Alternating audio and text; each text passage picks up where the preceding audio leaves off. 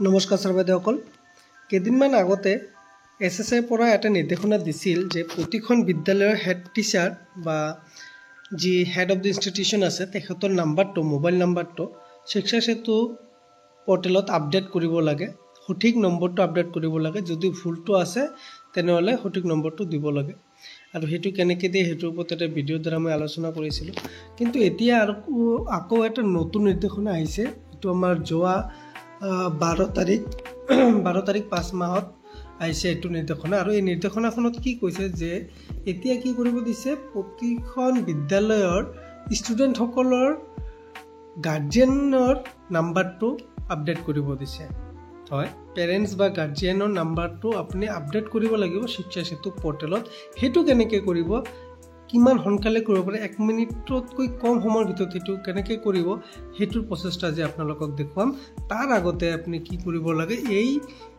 যেটো অৰ্ডাৰ আছে হেতু অলপ আপুনি ভালদৰে বুজি লওক ইয়াত কি কৈছে আৰু এটো কিয় কৈছে তো ইয়াত যেটো কৈছে যে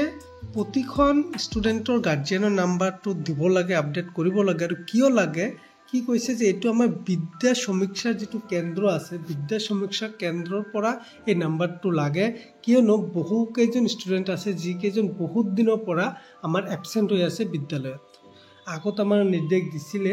যে যে কেইটা ষ্টুডেণ্ট বহুত দিনৰ পৰা এবসেন্ট হৈ আছে তেখেতসকলক বিদ্যালয়লৈ অনাৰ ব্যৱস্থা কৰিব লাগে কিন্তু এতিয়ালৈকে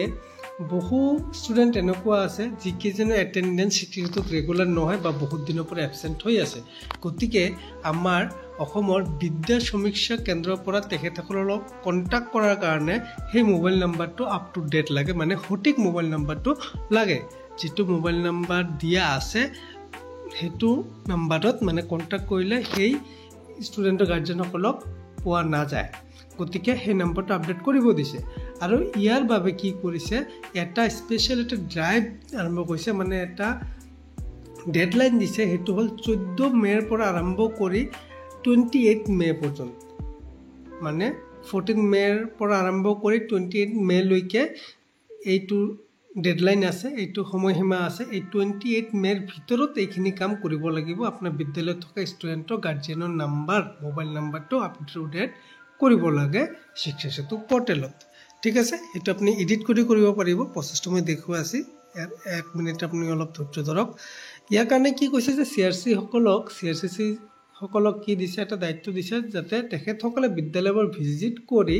বস্তুটো এনালাইজ কৰে বা ভেৰিফাই কৰে যে প্ৰতিখন বিদ্যালয়ৰ কি আছে ষ্টুডেণ্টৰ গাৰ্ডিয়ানসকলৰ নাম্বাৰটো আপ টু ডেট কৰিছে আৰু হেতুৰ কাৰণে কি কৰিছে এটা সাৰ্টিফিকেশনো বিচাৰিছে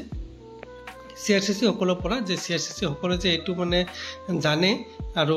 হেড টিচাৰ সকলে যে এটা আপ টু ডেট কৰিছে আপডেট কৰিছে সেই বস্তুটো এটা সাৰ্টিফিকেশন বিচাৰিছে গতিকে এতিয়া আপোনাৰ বিদ্যালয়ৰ কাম হল আপোনালোকৰ কাম হল যে 28 মেৰ ভিতৰত এইখিনি কাম ষ্টুডেণ্টৰ গাৰ্ডিয়ান সকলৰ নাম্বাৰটো কালেক্ট কৰা আৰু আপডেট কৰি দিয়া শিক্ষা সেতু পৰ্টেলত ঠিক আছে এতিয়া আমি চাও আহক যে কেনেদৰে এইটো আপডেট কৰিব ফাৰ্স্ট অফ অল শিক্ষা সেতু পৰ্টেলত নিজৰ স্কুলখন লগইন কৰি লওক লগইন কৰাৰ পিছত ড্যাশবৰ্ডৰ ওপৰত যেটো তিনিটা সিম্বল আছে ইয়াত যাব গৈ পেলাই ষ্টুডেণ্ট মেনেজমেন্টত যাওক ষ্টুডেণ্ট লিষ্টিংত যাওক ষ্টুডেণ্ট লিষ্টিংত যোৱাৰ পিছত আপোনাৰ বিদ্যালয়ত থকা ষ্টুডেণ্টৰ নামটো আহি গল এতিয়া আপুনি সিম্পলি ৰাইট সাইডত গৈ সিলেক্ট একশনত তলত যেটো এডিট অপচন আছে এই এডিট অপচনত ক্লিক কৰি দিব এডিট অপচনত ক্লিক কৰাৰ পিছত ইয়াত চাব ষ্টুডেণ্টজনৰ ফটোৰ সৈতে তেখেতৰ নাম date of birth parents name আদি সকলোবোৰ আহি যাব আৰু স্ক্ৰল ডাউন কৰি থাকিব তলপিনে যাই থাকিব ইয়াত চাব যে মোবাইল নাম্বাৰ দিয়া আছে ষ্টুডেণ্ট পেৰেণ্ট গাৰ্ডিয়ান আৰু ইয়াত নাম্বাৰটো দিয়া আছে আৰু ৰাইট সাইডত এডিট বুলি এটা অপচন আছে এই এডিটত এবাৰ ক্লিক কৰি দিব এডিটত ক্লিক কৰি দিয়াৰ পিছত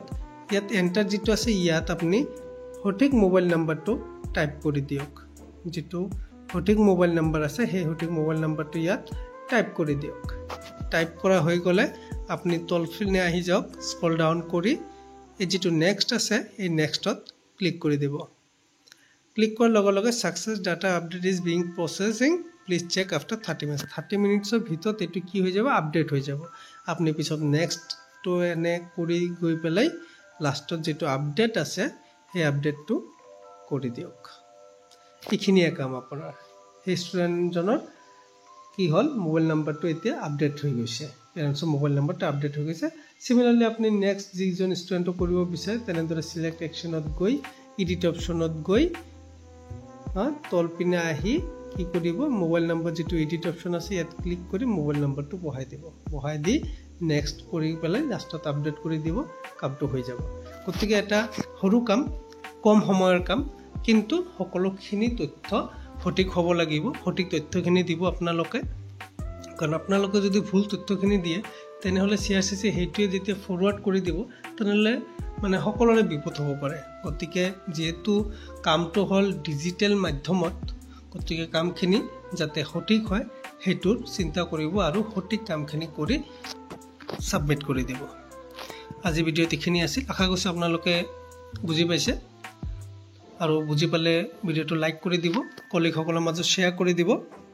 আৰু চেনেলটো যদি সাবস্ক্ৰাইব কৰে সাবস্ক্ৰাইব কৰি দিব ধন্যবাদ